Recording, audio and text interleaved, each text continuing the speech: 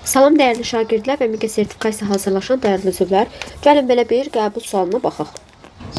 Deməli, qapalı qabda baş verən xrom ilə qatı nitrat turşusunun reaksiyasına əsasən doğru ifadələri müəyyən edin. Deməli, ilk öncə xromla qatı nitrat turşusunun reaksiyasını yazmışıq və təbii ki, burada X maddəsi bildiyimiz kimi NO olacaq, çünki orta aktiv metallar qatı nitrat turşusuna reaksiyadan NO əmələ gətirirdilər. Və gəlin əmsallaşdırağın. Əmsallaşdırmanı necə aparırıq? Xrom sıfırdan xrom gəlib müsbət 3-ə, azot isə müsbət 5-dən müsbət 2-yə gəlmişdir. Sıfırdan 3 çıxanda mənfi 3-yə, müsbət 5-dən müsbət 2 çıxanda müsbət 3-yə. 3. İxtisar aparıram. 1. Deməli, 1-i atıram xroma, 1-i atıram NO tərəfə. Baxıram ki, 3 plus 1, 4 dənə azot var. 4-ü atıram bura. Xromun əmsalı 1-dir. Hidrogenin sayına baxıram, 4 dənədir, 2 atıram bura. 4 dənə 3-üm 12, 3 dənə 3-üm 9, 10, 12. Oksigenlərin də sayı bərabərləşdiyinə görə deməli məsələmizə davam edə bilərik. X qazının oksidləşmə məhsulunun parçalanmasını almaq olar. İlk öncə biz oksidləşmə məhsulu nədir? Gəlin onu tapalım. Xrom sıfırdan gəlib müsbət 3-ə. Neyniyib?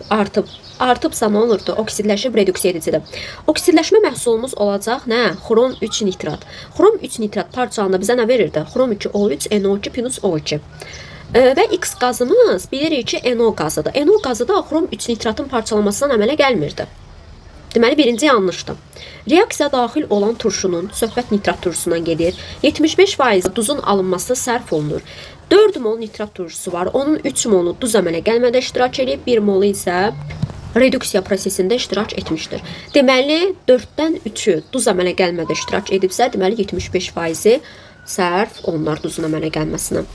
X qazının sıxlığı havanın sıxlığından azdır. X qazının sıxlığı bildiyimiz kimi X qazı NO-dur. NO-nun kütləsi 30-dur. 30 da 29-dan böyükdür. Bu da yanlışdır. 6 mol su əmələ gəldikdə reduksiya edici 9 Na elektron verir. 6-ya X yazıram. 2 mol su əmələ gəldikdə reduksiya edici nədir? Xromdur. Xrom nə qədər elektron vermişdir? 3 dənə elektron verir, düzdürmü? Deməli, 2 mol su əmələ gəldikdə 3 elektron verirsə, bəs 6 mol su əmələ gəldikdə neçə elektron verər? X da buradan bərabərdir 9-a. Demək ki, bu da doğrudur. Reduksiya məhsulu duz əmələ gətirməyən oksiddir. Bəli, doğrudur. Reduksiya məhsulumuz NO olduğuna görə o da duz əmələ gətirməyən oksiddir. Deməli, 1 yanlışdır, 2, 4, bir də 5 doğru olacaq. Yəni, cavabımız olacaq C variantı.